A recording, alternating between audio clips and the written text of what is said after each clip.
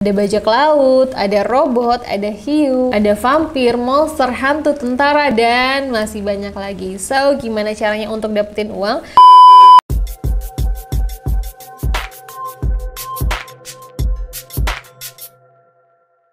Hai, ketemu lagi sama aku Indri Anissa di NFT Academy Indonesia. Disclaimer sebelum mulai videonya, aku mau ngingetin kalau kita bukan penasehat keuangan teman-teman semua, karena hanya teman-teman yang tahu kemampuan finansial dan tujuan finansial masing-masing. So, tetap dayar ya, atau do your own research. Dan jangan lupa juga untuk subscribe YouTube kita di NFT Academy Indonesia. Dan jangan lupa juga untuk follow Instagram kita di @nftacademy.id. Dan kali ini aku mau bahas tentang 5 game play to earn yang bisa kalian mainin tapi juga tetap mendapatkan cuan. Ya, jadi game itu sekarang tidak hanya untuk kesenangan belaka, tidak hanya untuk hobi belaka, tapi juga bisa dapetin cuan.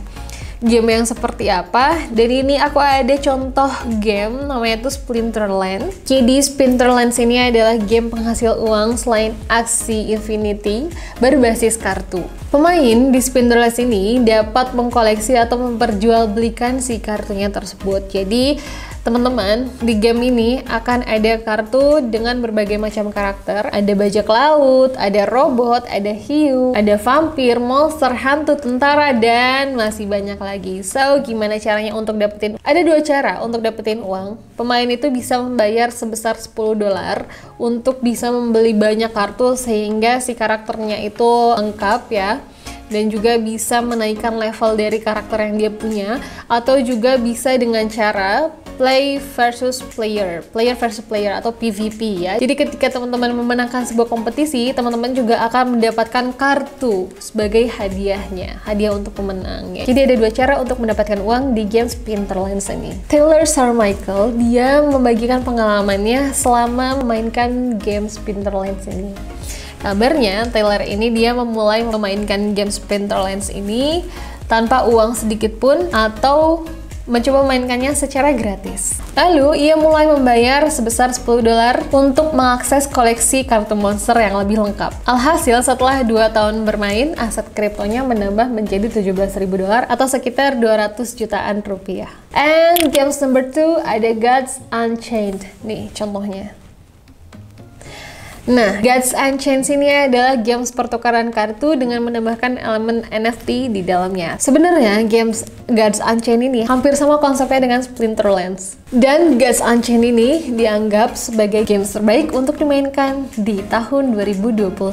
Hampir sama, di game ini pemain bisa mengumpulkan kartu dari hasil jual beli dari pemain lainnya atau dari PvP atau player versus player. Copper Peach yang kerap memainkan games ini di liga tertinggi yang kabarnya menghasilkan uang sebesar $75 selama kompetisi akhir pekan. So, you guys, selain kita bermain game untuk hobi, tapi di sini kita juga bisa mendapatkan uang dari game yang kita mainkan. Jadi dapetin uang sambil seru-seruan. Kamu tertarik nggak? Oke, game nomor 3 yang emang teman-teman bisa mainin untuk dapetin uang adalah ini dia.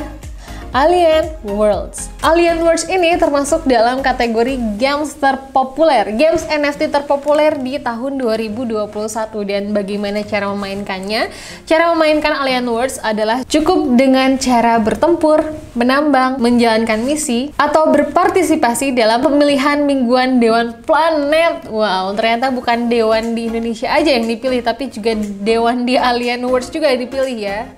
Harus berpartisipasi, dan itu hal-hal itu yang harus teman-teman lakukan di games Alien Worlds ini. Menurut laporan, pemain dapat menghasilkan uang sebesar $14 per bulan ya, dengan jam kerja 24 jam kali 5 hari dalam sepekan. Wow, lumayan ya, $14 dalam sebulan hanya untuk main game aja. Kata kamu worth it nggak? Coba ketik di kolom komentar. And games nomor 4 ada Lost Relics nih, contohnya.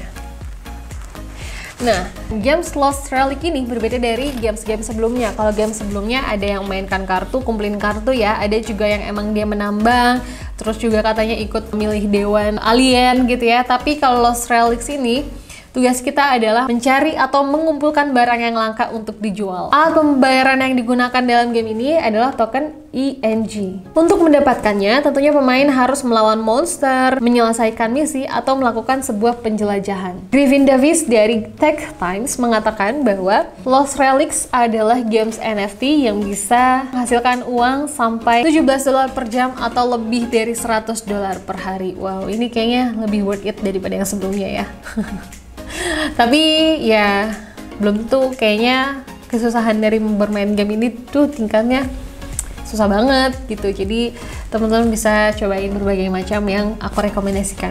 Yang terakhir ini ada games namanya Sandbox 3D. Games ini halnya sama seperti Roblox ya, bisa kita bilang. Dan cara bermain games ini adalah pemain dapat membuat dan juga memperdagangkan aset secara virtual. Dan ketika kita melakukan jual beli, ada mata uang yang disebut dengan sen atau len yang berupa token. Dan juga pemain berpeluang bisa mendapatkan $1000 sen dan juga 3 NFT. Luar biasa banget kan? Ya sama halnya seperti Roblox, kita membuat kemudian kita menjual aset virtual di Sandbox 3D ini. Nih contoh gamenya. Oke guys, itu dia beberapa games yang bisa aku rekomendasikan yang bisa kalian mainkan untuk mendapatkan cuan di era web 3.0 ini. So you guys, mau pilih games yang mana nih yang menurut kalian worth it to try? Komen di kolom komentar di bawah ini, kabarin aku di Instagram ___ jika kalian sudah berhasil memainkan game dan mendapatkan uang dari situ ya. Oke, aku Indrianisa. Jangan lupa untuk follow Instagram kita di @nftacademy.id dan juga subscribe YouTube kita di NFT Academy Indonesia. See you on the next video. Bye-bye.